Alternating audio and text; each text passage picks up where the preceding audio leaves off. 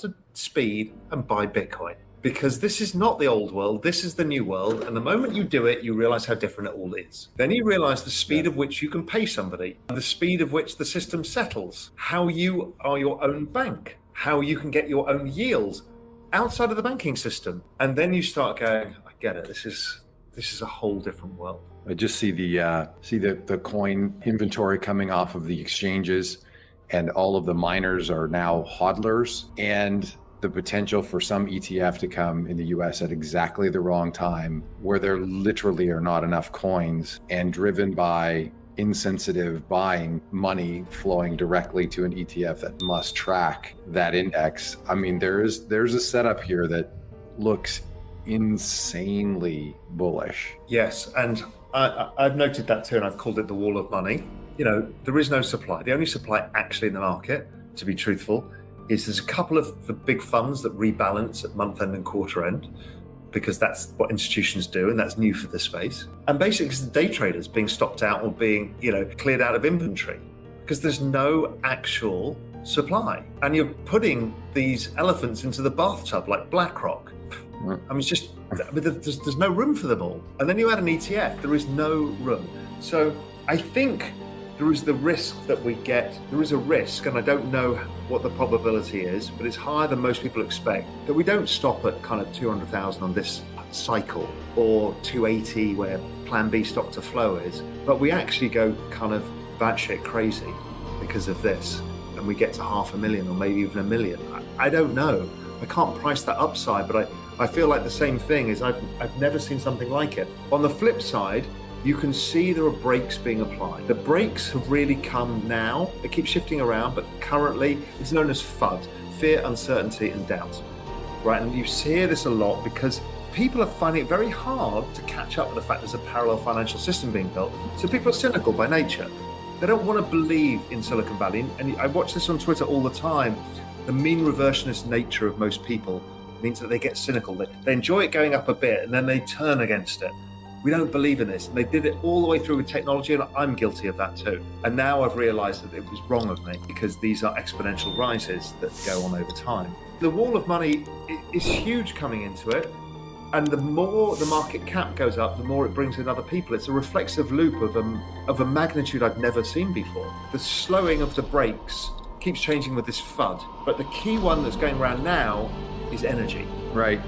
That's come from the ECB. Why? Because they want to slow institutional adoption.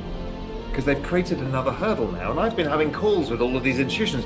So now we need to prove that it's worthy of our ESG mandate. Right. Reality is actually driving a green tech revolution. The richest man in Norway, has just set up a hydro plant to mine Bitcoin, and it's driving actually electricity costs down around the world. So it's a wrong narrative, but it's yet another FUD narrative that we all have to stand up and fight for if we believe in this space. And we've gone through so many of these, it doesn't stop, because what is at stake is the very system of money itself. I'm not saying it in the kind of anarchist way of we're all going to have a new currency and Bitcoin's the currency of the world.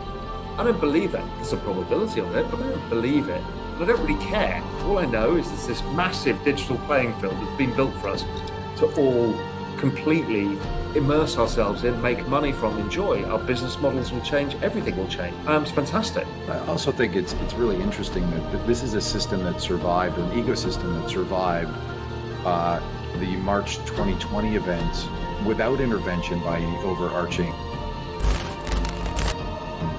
central bank, without being bailed out, and the exchanges survived. No one went sideways or bankrupt. I'm sure a lot of traders were stopped out of positions and there was a reset done.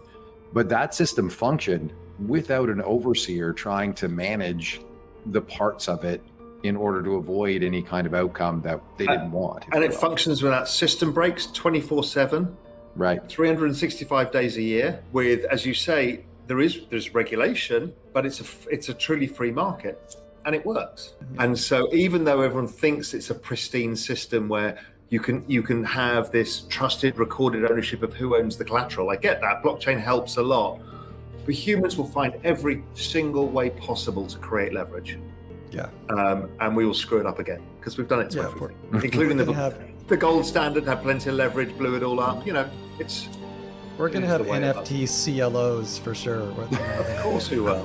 CLO Square NFTs as an ETF, you know. Yeah. Right, exactly. Perfect. Yeah. Which is tokenized, yeah. Because so many people are focused on the narrow. Yeah. And there's this stupid war going on about all of this stuff.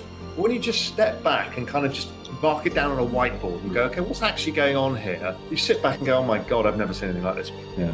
It's like a call option on a future, you know, like why are you, it's like everyone wants to sell the put. I'm like, can I buy the call on that? Like, can I get the right tail? I'll get the right tail on that. Yeah. Exactly right. And I call it that, a call option on the future. That's as simple as that. Yeah. Well, I also like the way that you know, so you convey the idea over and over again that we truly don't know. When the internet came to be and started getting some adoption and popularity in 95 and 96, you didn't know Netscape, you know, Ask Jeeves, Google, what was going to win, how it was going to change, what Amazon would become. You can't know that. You can have some confidence that the problems will be solved because there is so much sort of energy and computational energy and the smartest people and working on it and incentives driving that, right? So you've got, I listen to this sort of the negative feedback all the time too. Well, it doesn't do this, it won't do that. Well, let's go back 2 years ago. What didn't it do then? What does it do now? Just what you won't know. It's okay not to know and have certainty about how this is going to play out and what impacts it's going to have because it's not knowable. But you should revel in that because Agreed. What a beautiful puzzle to solve. And to watch a film that you don't know where it's going to end, right? It's magic. It's not. It gives us something different, right? Most of us are pretty bored with being pessimistic about this whole thing. But you know about the financial markets, right? Yeah. We've all been pretty pessimistic since 2000 because those of us who pay attention to the macro saw where this is all going, and we've all been pessimistic. And here is the chance to just say, forget all that. It's over here. Let's just be optimists. Let's buy the call and not keep buying puts. Yeah, love that. I think that's a great place to end because you know, I think we're all, you and I are around the same age. Like we're sort of bitter Gen Xers, right? Coming in to our own in 2000 and always seeing the bear case. And I totally agree. You know, here's something that is actually exciting and new and has the potential to realize tremendous positive change globally and solve a lot of the problems that I've been so frustrated about for so long. So it's, you know, it's not a dead obvious case, right? It all could go fucking pear-shaped, but you know, we got a chance, right? And that's right. And as you said, for cynical Gen Xers, it takes a while to get there. But when you get there, you're like, you know what? It's a lot easier to be optimistic.